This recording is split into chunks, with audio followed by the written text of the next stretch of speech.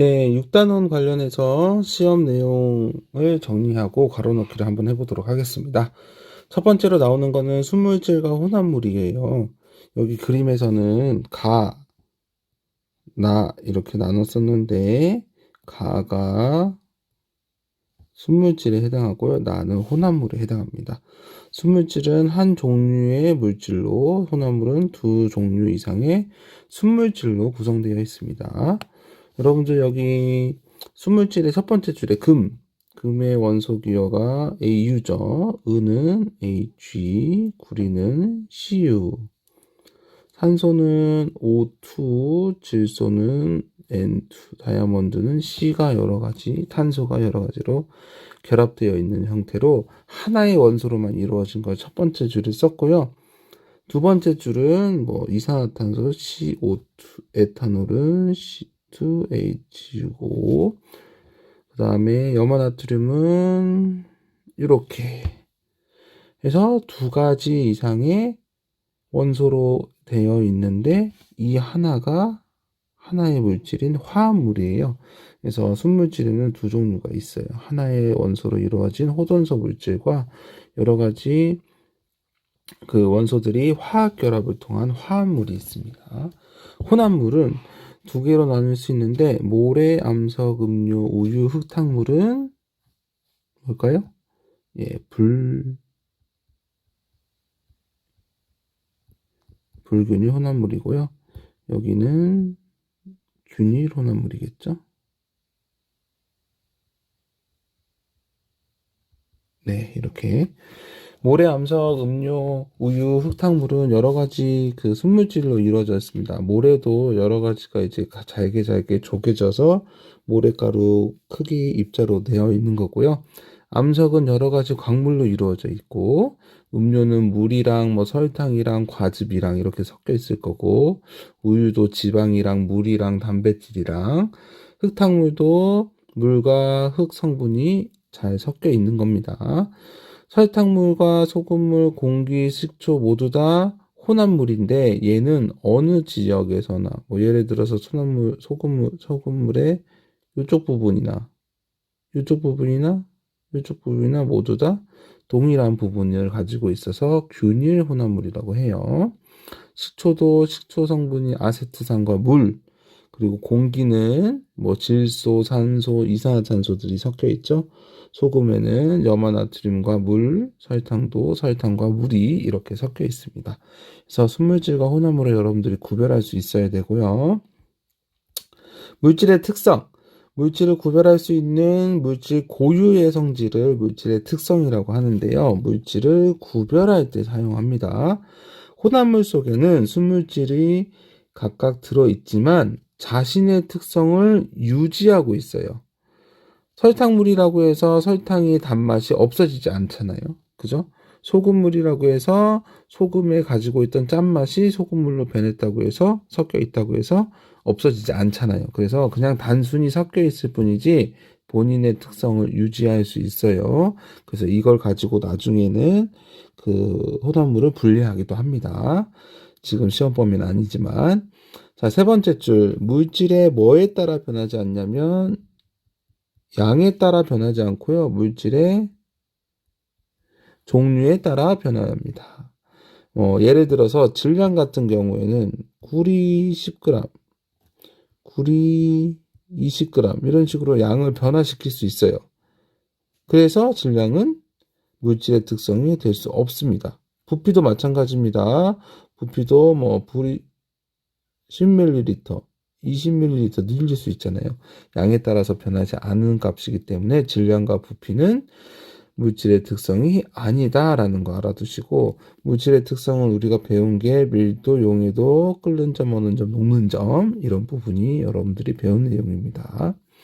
첫 번째로 밀도 부분을 보도록 하겠습니다. 밀도는 구할 때 질량을 부피로 나눈 값, 그러니까 밀도는 질량을 부피로 나눈 값, 질량의 단위인 g과 부피의 단위인 밀리리터. 이건 뒤에 있죠. 여기 있네요. 여기 아니고 세제곱센티미터가 밑에 들어가면 가장 많이 쓰이는 물질의 그 밀도 단위입니다. 자, 그래서 여기서 한번 구해보면 밀도 무엇을 볼까요? 밀도 A를 구할까요? A점은 부피가 20cm 세제곱, 질량이 80g. 그래서 숫자끼리 계산하면 4가 나오죠? 단위는 그대로 계산을 할 수 없기 때문에 이렇게 남겨줍니다. 그 다음에 B 해볼까요? B는 30, 그리고 80이네요. 30 세제곱센티미터에 80g. 숫자끼리만 계산하면 3분의 8이고요. 단위는 그램 퍼 세제곱센티미터. 이렇게 식으로 구할 수 있습니다. 그리고 밀도가 크면 클수록 아래로 가라앉고요. 밀도가 작으면 위로 떠올라요. 흐를 수 있는 유체인 경우에. 자, 그래서 물질의 양에 따라 달라지지 않고 물질마다의 고유의 그 밀도가 존재합니다. 질량과 부피는 고유의 성질이 아니지만 그걸로 인해서 나타난 밀도는 물질 고유의 특성이 될 수 있다. 고체와 액체 밀도를 표시할 때는 온도를 같이 표시해 줘야 돼요. 왜냐하면 온도가 올라가면 고체, 액체 부피가 증가하는 부분이 있기 때문에. 그리고 기체는 온도뿐만 아니라 압력도 표시를 해야 됩니다. 기체는 입자와 입자 사이에 간격이 있기 때문에 압력을 가하면 자신의 부피가 많이 줄어들어요.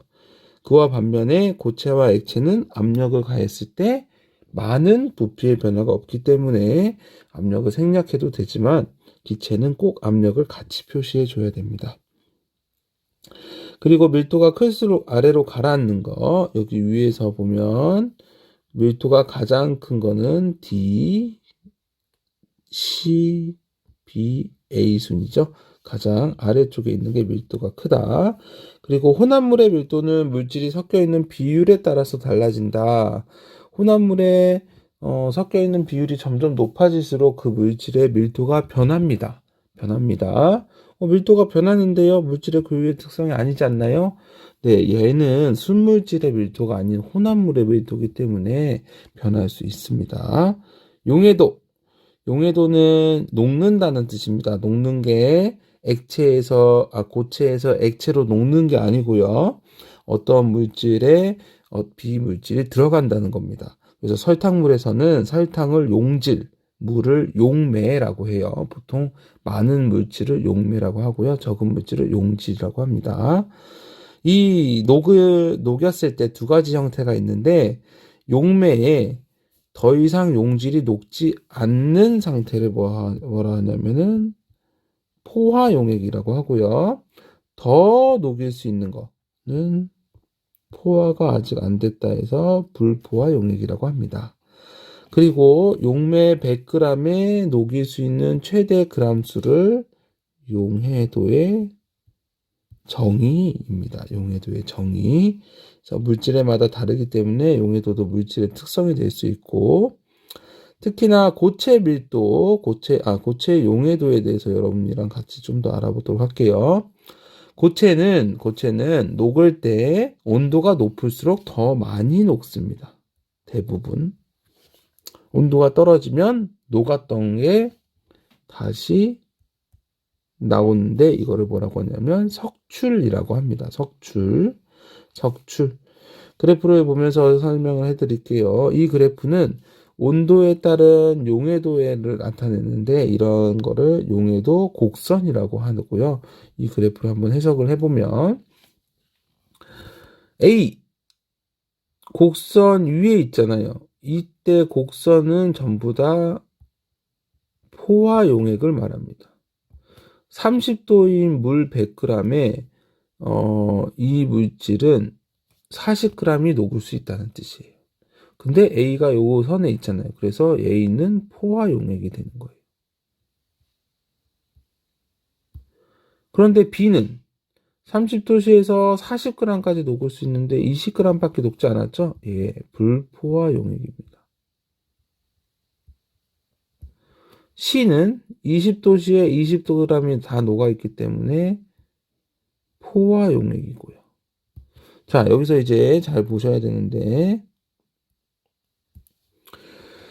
A용액을 온도를 30도씨에서 20도씨로 낮추면 들어있는 물질은 40g 그대로 있죠. 근데 온도만 낮췄어요. 근데 20도씨에서는 몇 g만 녹을 수 있죠? 20g만 녹을 수 있어요. 가지고 있는 거는 40g인데 온도를 낮추니까 20밖에 안 녹기 때문에 나머지 20g이 어떻게 돼요? 네, 석출되는 겁니다. 석출되고요. 비물질은 30도씨에서 40g까지 녹일 수 있지만 B는 몇 g만 가지고 있어요? 20g만 갖고 있어요. 그래서 비용액을 포화용액으로 바꾸는 방법은 두 가지가 있습니다. 물질을 더 녹여서 A 상태로 바꾸거나 온도를 낮춰서 C 상태로 가거나 네, 그렇게 두 가지가 있겠죠. 그래서 두 가지 포화용액으로 가는 방법도 있습니다. 자, 그렇게 봤고요. 이번에는 기체용해도는 여러분들 음료수를 시원하게 먹을 수 있는 방법. 온도가 낮을수록 기압이 높을수록 용해도가 커집니다. 용해도가 커졌다는 것은 탄산음료로 말하면 탄산이 많이 들어가 있는 거예요. 그래서 먹었을 때 더 청량감을 얻을 수 있겠죠. 그래서 온도가 낮을수록 기압이 높을수록 기체 용해도가 커진다. 알아두시고요. 기체 용해도는 온도와 압력에 관련돼서 달라지네요. 그래서 항상 온도와 압력을 같이 표시해 줘야 됩니다. 이거는 기체의 밀도를 표시할 때와 비슷하네요. 그죠? 네, 이렇게 해서 용해도를 알아봤고요. 이번엔 끓는 점, 녹는 점, 어는 점을 보도록 하겠습니다. 물질을 끓일 때, 액체에서 기체로 갈 때 온도가 변하지 않는 수평 구간의 온도를 네, 끓는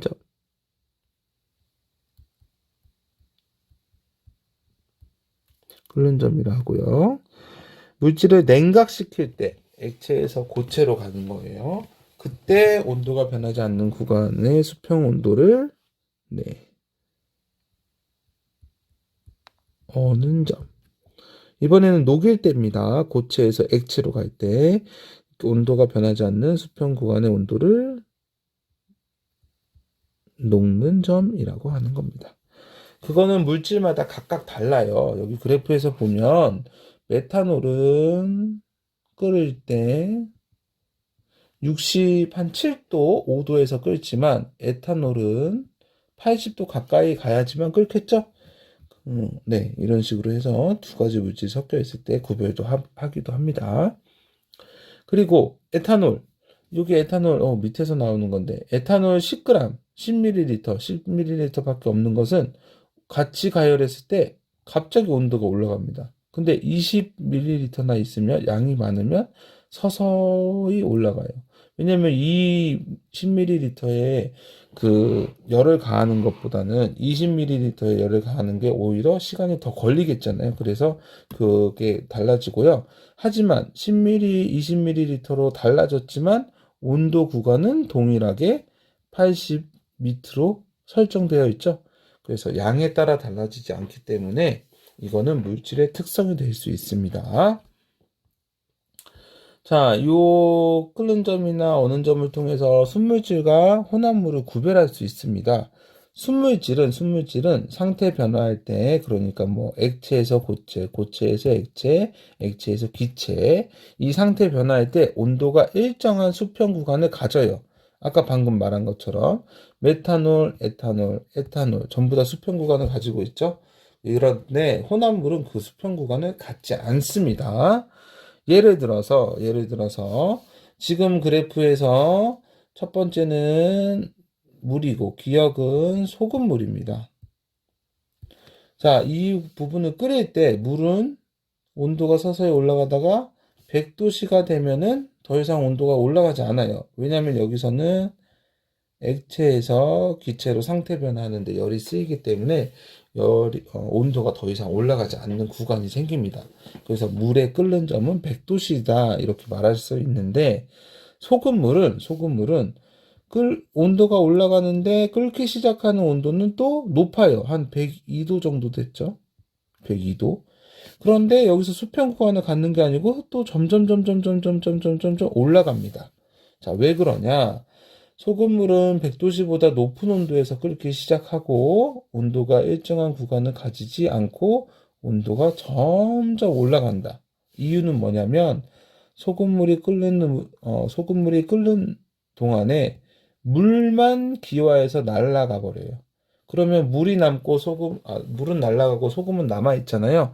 그래서 소금물의 농도가 점점 진해지면서 가지고 있는 끓는 점이 올라갈 수밖에 없습니다. 근데 이거는 소금물을 냉각시킬 때도 마찬가지입니다. 소금물을 냉각시킬 때 여기 첫 번째 그래프는 물입니다. 물은 0도씨가 되면 액체에서 고체로 상태 변화를 하면서 온도가 더 이상 내려가지가 않아요.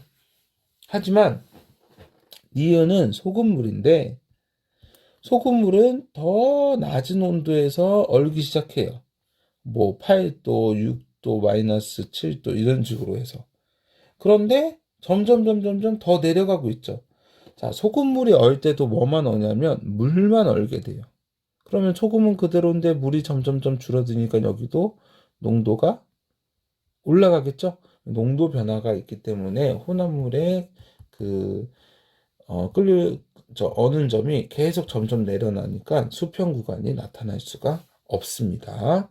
이렇게 해가지고 순물질, 혼합물을 구별할 수 있습니다.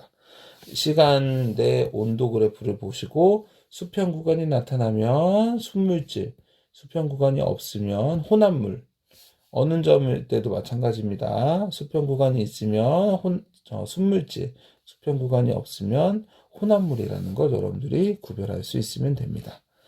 아까 위에서도 했지만 물질의 양에 따라서도 조금의 변화가 있는데 양이 달라지더라도 수평 구간의 온도는 변화가 없습니다.